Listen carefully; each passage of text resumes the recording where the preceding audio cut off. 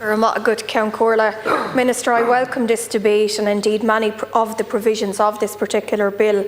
I'm aware that my own local authority, Offaly County Council, generated approximately €4.9 million in local property tax in 2024, but also that our baseline was 11.2 million. This means we received about 6.2 million in that 2025 distribution of equalisation funding. And while that is welcome within the confines of the local property tax system, the heart of the matter remains around the fundamental unfairness of LPT as a tax in and of itself. People work, save for years, pay their taxes, buy a home, and then they must continue to pay increasing rates of tax on that home, which they may own outright until the day they die.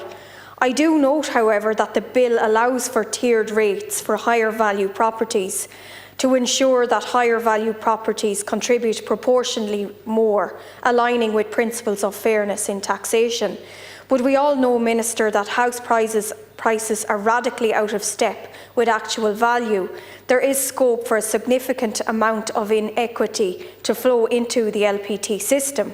I do welcome proposals to expand LPT exemption for defective concrete blocks in some counties, and I would hope that if more counties were found to be affected by this issue, that they too will receive similar latitude.